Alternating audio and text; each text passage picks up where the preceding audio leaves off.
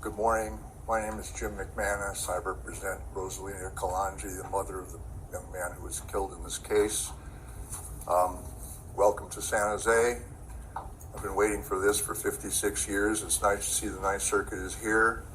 And I salute Judge Friedland for her excellent choice of a venue for her chambers.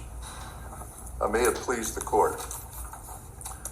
In this case, the district court took us to task for failing to demonstrate in a particularized sense that the constitutional right to be free from the use of excessive force was sufficiently clear that a reasonable officer would understand what he was doing violated that right. I will be candid to say I was perplexed when I read that, because it seems to me when a police officer shoots someone in the back without a warning, what more particularity and clarity is needed. I think it's a pretty obvious case. I found a opinion of the Ninth Circuit, which I think supports the notion, I call it the obvious case doctrine. It's State of Aguirre versus County of Riverside, 29 F 4th 624. And the court specifically stated, and I quote, "Although no body of relevant case law is necessary in an obvious case like this one, our precedents put the officer on notice that his specific conduct was unlawful." Two cases published about 3 years before the April 2016 incident, that would put it back to 2013, and our incident was 2019, made clear to a reasonable officer that a police officer may not use deadly force against a non-threatening individual, even if the individual is armed, and even if the situation is volatile. Now, in this particular case, if we look at the Graham versus Connor factors, number one, the severity of the crime at issue, the only crime that was mentioned was a misdemeanor. It's uncertain in those circumstances. Point two, whether the individual posed an immediate threat to the safety of the officers or others. Number three, whether the individual was actively resisting arrest or attempting to evade arrest by flight. There was never an arrest made or attempted here, and he basically just kept shuffling across the street. Now, the officer who shot him, Officer Carboni, his justification was that the high school was letting out and students at Reinhardt and Jackson were at that intersection, which was north of where Mr. Kalanji was going. This is contradicted by the testimony of Officer Pedrera at ERO 120 to 143, and also, importantly, by Well, don't we have to just take the version of what happened according to the plaintiff? Which was, there was nobody around. Well, I think that's correct. I agree with that. Right? And the officers claim that school is getting out and there were students at the intersection is belied by Officer Pedrera's testimony, and importantly...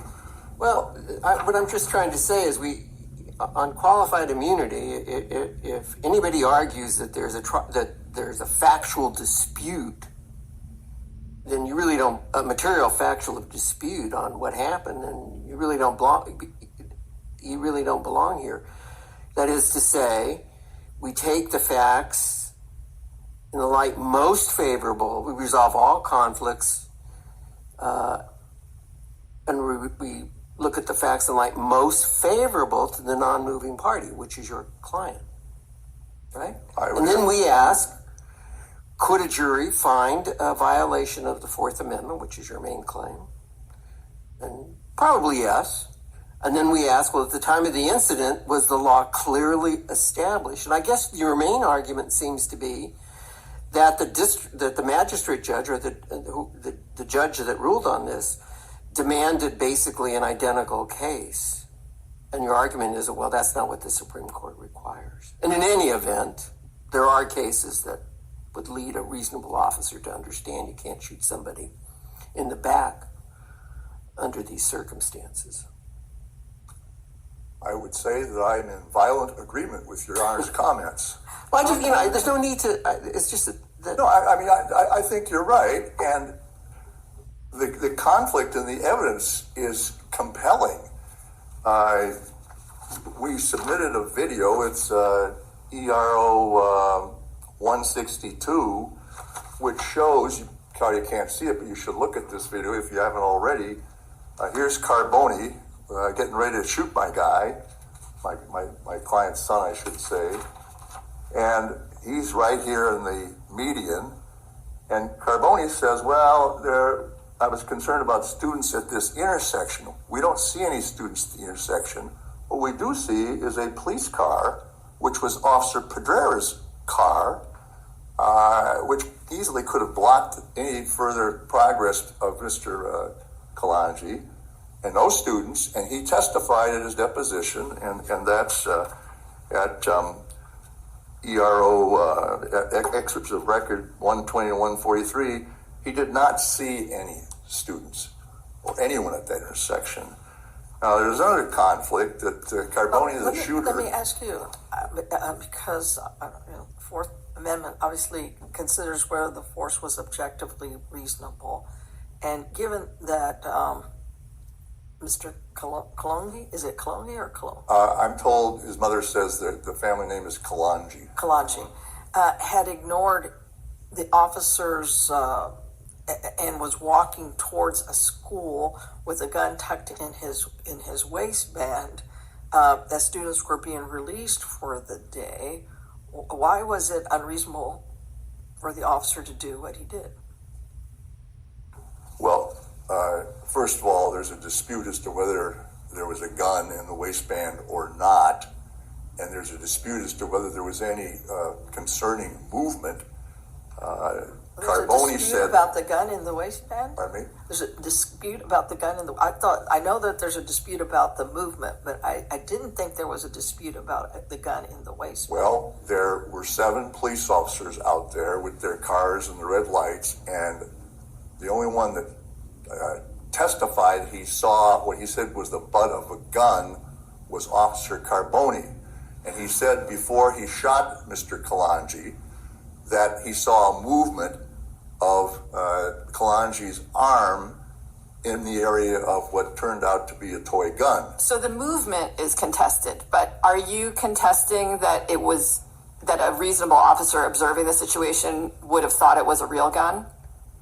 I'm suggesting that if there are a number of people observing a situation and one says, I saw a gun and the others didn't see it. But they were called to the scene because bystanders saw him with a gun. I mean, wasn't it very, I didn't think you were contesting the idea that the officers thought he had a gun. You might contest whether he was moving the gun, but I didn't understand you to be contesting that everyone thought he had a gun.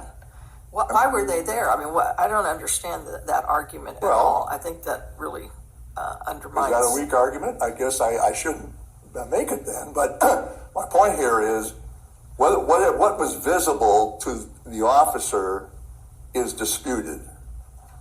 I mean, when they found the body, there was a toy gun there. So that's... And multiple people had called 911 saying that there's a guy with a gun. So they must have thought he had a gun, right? That's why they were there. Well, the evidence that would support multiple people was not considered by the magistrate based on our objection that it was not properly authenticated. Let me ask you this. What is your version of what happened? My version of what happened is based on the evidence that's come out. Absolutely. That was presented to the district. Absolutely. My version of what happened. My version of what happened is that Mr. Kalanji was observed with what one citizen, not multiple citizens. Just say what your version of the events were on that day. All right. He was observed walking down Jackson in a shuffling fashion with his hand in his waistband. He got within 8 feet of this line of police officers who were yelling contradictory commands at him. And they were yelling, drop the gun, don't touch the gun. They all thought he had a gun, right? Well, they were all saying that. And maybe they did think that. But in answer to your question, he walks across in front of these police officers with kind of a silly smile on his face, leading Mr. Carboni to believe that he might have a mental problem, and he keeps walking north. The evidence, in my judgment, is that there are no people at that intersection. There's a police car at the intersection. The officer at that intersection, who's there right at the intersection, says he didn't see any people there. And so the suggestion that you ought to shoot this guy in the back without a warning, I think that flies right in the face of the Ninth Circuit law. Okay. Now, the other side disputes much of that. Fair enough. In a trial, it may come out. They may win. They may. We're asking for a trial. We're asking for our day in court. So at the time, when the officer pulled trigger, shot him in the back, the circumstances right around that hole, which is your best case that says a reasonable officer who might have been knowledgeable of the law in this area would have known, any reasonable officer would have known that when he pulled the trigger in that circumstance, he would be violating, using deadly force, he would be violating the victim's constitutional rights. My best case is Estate of Aguirre versus County of Riverside at 29 F 4th 624. Okay. Okay. And you didn't cite that in your briefs, did you? We did not cite that case because I didn't find it until this week. I apologize for that. But the court in the Aguirre case cited George versus Morris, which made it clear 6 years before this incident, clear to a reasonable officer that a police officer may not use deadly force against a non-threatening individual, even if the individual is armed and even if the situation is volatile. That was cited. That's the law in the Ninth Circuit, and it should be very clear, plainly So clear. I think those cases that George is about, when someone has a gun, you can't shoot them unless they're lifting it. So I thought you had a pretty good argument about that, but I'm troubled by the switch that seems to be happening today to saying he didn't have a gun at all. I'm sorry if I've misstepped here, because that's not my main argument. That's not my principal argument. My argument is that he was not threatening anybody at the time. There were no people to be worried about at the intersection. That's maybe disputed by the police, but that's what this photograph shows. And when Carboni says, the reason I shot was I saw some kind of movement from the arm and maybe the butt of a gun, Pedrera, who testified that he had Mr. Kalanji in his sights for a solid minute, and he did not see any movement or any gun. That's a conflict in the evidence. The justification Carboni makes is this movement that only he saw, and that Pedrera specifically said, I was staring at this guy because I had my rifle on him, no movement. So I just think it's clearly a case that needs to be tried, and I think the law is clear. It should be clear to any reasonable person. There's a reasonable officer, and there you have it. And I see the light's gone yellow. I don't know if I'm in trouble or not. Okay, thank you. Thank you.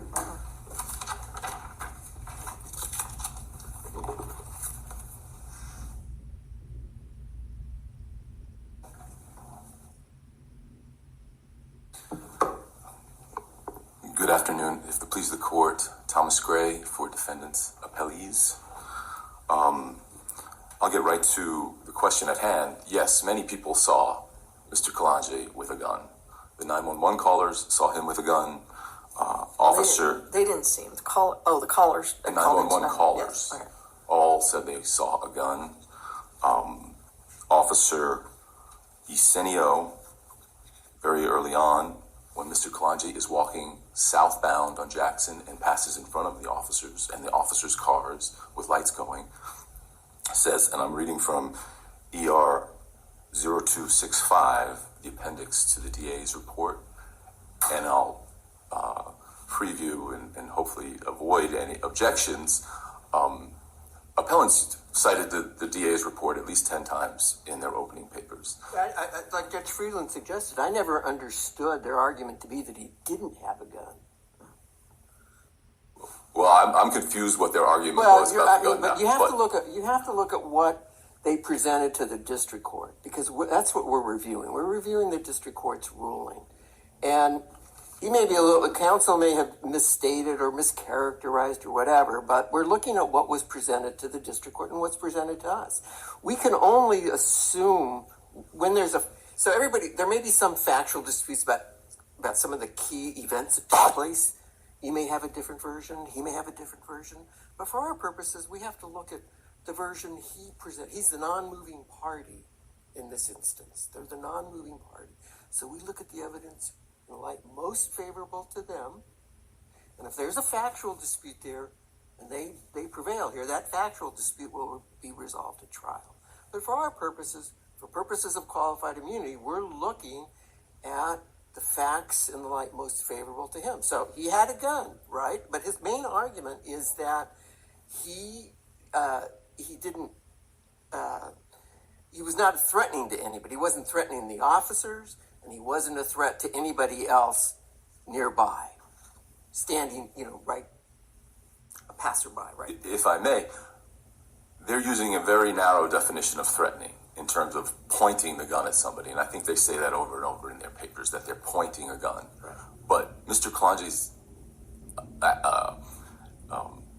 his behavior that afternoon was very threatening. Overall, he has the gun. He's waving the gun around in a parking lot. That prompts The officers know anything about waving a gun around in a parking lot? I didn't see any indication that at the time of the shooting, that at least the officer who did the shooting knew anything about waving a gun in a parking lot. I believe there is evidence in the record that suggests the officers were aware of the 911 calls. Yes, but the 911 call just said there's a guy with a gun, right? It didn't say anything about he's threatening people with it or waving it at people. I don't recall exactly about those words. You're right. But If you have that record site, I'd like to see it as well. right, I don't have that record site, but I do have the record site to the DA's report, which both sides have used in their arguments, where Officer Isinio did say he saw the gun. He had the gun, and that's at 2:32 p.m. and 19 seconds. We don't. I think we're assuming that he had a gun. Okay, so he's got the gun, and he's ignoring the commands, and there's argument. But he's ignoring conflicting commands. Well, not necessarily. But in the light most favorable, so just Okay, give but- us your best argument in the light most favorable to the plaintiff. Right, but they're grouping all the commands together. And it's not a situation where multiple people are constantly issuing different commands. If we look at Appendix B at ER 0265, Officer Isinio initially says, hands up, don't reach for it. Then he says that again at a few seconds later, don't reach for the gun, because he sees the gun in the waistband. He had just put the gun in the I waistband. mean, in front of watching him. the video, it really sounds like there are a lot of commands happening at once. Yes, but they're not all inconsistent. And then Officer Isinio says to him, get on the ground. And then a few seconds later, he says, get on the ground. Someone says drop the gun. Someone says don't touch the gun. How are those not inconsistent? Oh, that's later on when Mr. Kalanji appears to be reaching. So at 2:33, Officer Isinio says, he's reaching, watch him, he's reaching. So then Officer Carboni says, drop it. And then Isinio says, drop the gun. Don't reach for it. So he's got his back to them. The gun's in the waistband. Officer Isinio thinks he's reaching for the gun. Does he have the gun yet or not? So there's some confusion there because of Mr. Kalanji's actions of putting his hand toward the gun. In the light most favorable to the plaintiffs, though, he wasn't reaching for the gun. Okay, he wasn't reaching for the gun. He also wasn't complying with any of the commands for that minute and 20 seconds. He But so continues to walk. why don't Estate of Lopez and George tell us that if he wasn't reaching for the gun, he wasn't an immediate threat? I think a case that's cited in the Casella case, which we rely on, is the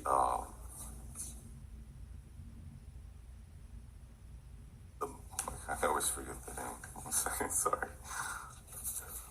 The Blandford versus Sacramento City case, cited by Casella. It's a case from this court, 408 F 3rd 1110 from the Ninth Circuit, 2005. That's a very insightful case for this issue here. Officers are called to the scene. A man has a 2.5-foot sword. He's acting erratically, and they get a 911 calls. Is that Casella you're talking about right now? I'm talking about the Blanford case. That's cited in Casella. Cited in Casella, yes. Did you cite that separately? We did not cite that separately. Again, going back to the waiver issue, appellants never discussed Casella until their reply brief in the appeal. You have an obligation to apply the law. I understand. So in terms of Both ways. Yes, absolutely. The Blanford case, the officers arrive on the scene, the man is acting erratically, he has a sword. There's nobody on the street, there's nobody near him, they just got calls. They follow him, they issue commands to him to drop the sword, things like that. He doesn't comply. What they don't know is he's got headphones on and he's got music playing very loudly, so he couldn't have possibly heard the commands. He continues to walk towards the house, the man with the sword. He looks to be fumbling for keys to try to get in. He doesn't get in the house, he tries to go in the backyard.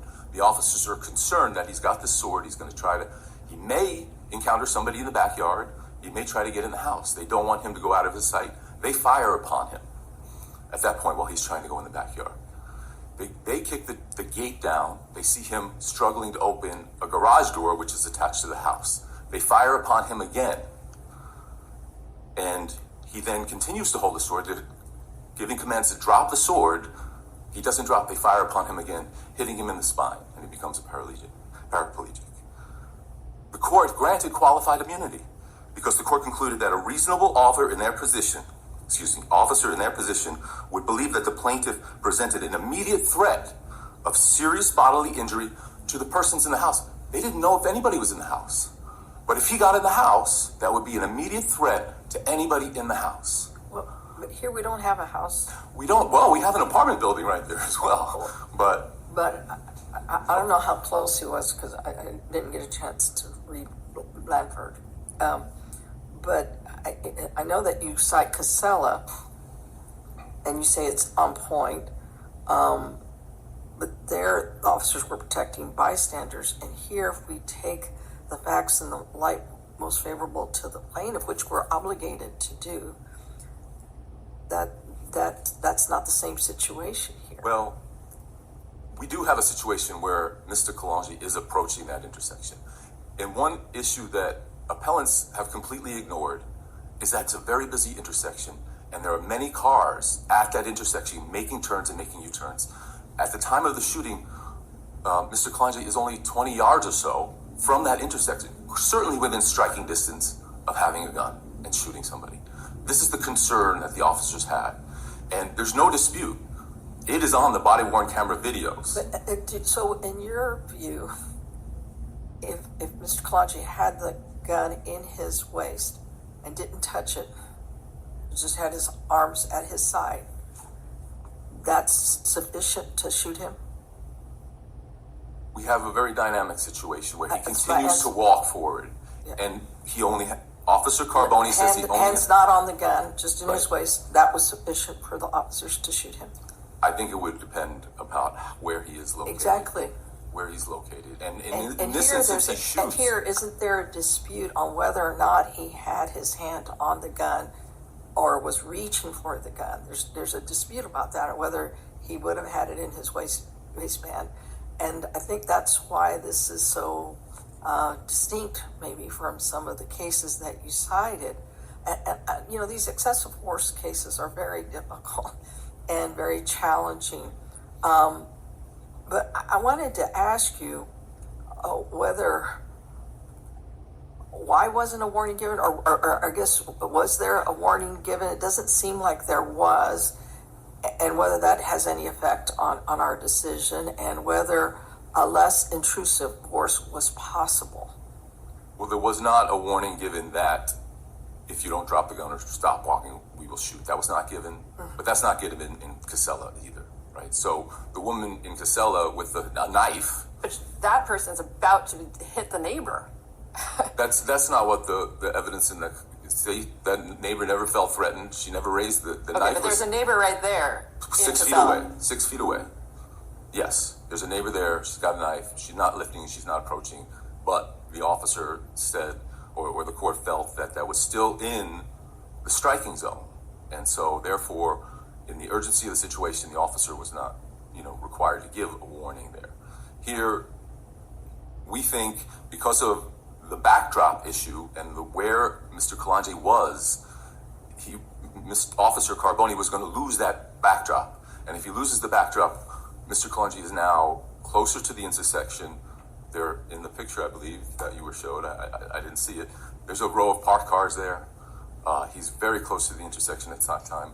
The officers lose the ability to shoot him with a proper backstop that wouldn't harm other potential people out there. And so even if he doesn't have it, if he's ready, if he's continuing to walk towards these cars, because it only takes a fraction of a second to take a gun out of your waist and start shooting people, yes, there's still that imminent threat of violence towards those cars and those, as disputed as there's people there. But I think actually there is a person caught on the body-worn camera of Officer McKenzie. If you look at that video, the San Jose Police Department video, he's in the parking lot across the street, literally directly across the street from Mr. Kalanje. He's putting something in the back of his car, and then literally when the shot is fired, he's hustling through the parking lot. There are people out and about and around. And so if he continues past that good backdrop, they lose the ability to fire appropriately, and he gets closer. And that imminent threat, like in the Blandford case, they didn't even know if there was anybody there. But there was an imminent threat because the person had a weapon, and if they got to somebody with that weapon, that would cause a significant bodily injury.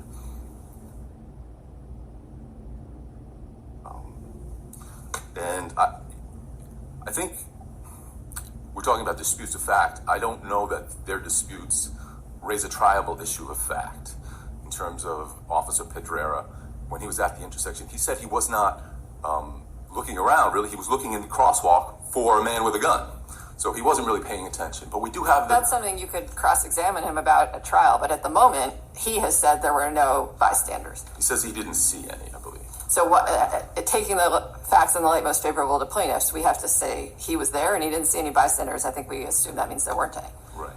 But we still have the school getting out at 2:30. And I think there's evidence in the record that there was going to be another release of students at 2:30.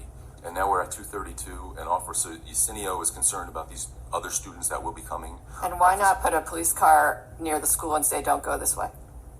Well, they did call the police there to go to the school, but we don't know. In our record, we don't know where they were set up, and to control 1,000 students leaving would be relatively impossible, probably. Yeah, but why not shoot him in the leg? The officers are trained to shoot at the body mass. And so I know that comes up sometimes, but they're trained to shoot at the center mass. So. And I take, again, these are very difficult cases, but we're bound by looking at the light most favorable to the plaintiff here. And the students weren't out. I mean, maybe if the students were out and about and they were all around, but right now what we know is the gun was in his waistband. And there's a question about whether or not he was reaching for it. And the officer shoots him in the center back. So. I know we're focusing on the students, but we do have those vehicles there, and those people are entitled to protection too. And there's a steady stream of vehicles making that turn at that intersection that Mr. Kalanje is heading towards. And he's only 20 yards away or so at that point. And so they, along the lines of Blandford, are in imminent danger if within a second or less than a second he grabs that gun and starts firing upon them. I think I'm done. Thank you. Thank you. Out of time or not? I think you have like a minute 30. Okay, thank you. I can do it in a minute. Thank you. All right. Of course, there's a police car at the other end of the block. And I'm quoting in answer to your question, Judge Murguia, from our police practices report at ERO 190. And he says, and I quote, "The glaringly obvious tactical necessity in this set of facts was to create a perimeter using police vehicles and personnel to cover blockage Mr. Kalanje's forward movement to keep all civilian students out of the way. Officers are trained that the creation of a perimeter provides the opportunity for the use of less lethal tools, including tactical communications, kinetic weapons, chemical agents, electronic control weapons, etc., etc. There's no need to shoot a man in the back under these circumstances. Thank you. All right. Thank you very much, Mr. McManus and Mr. Gray. Appreciate your oral argument presentations. The case of Rosalina Kalanji versus the City of San Jose is submitted.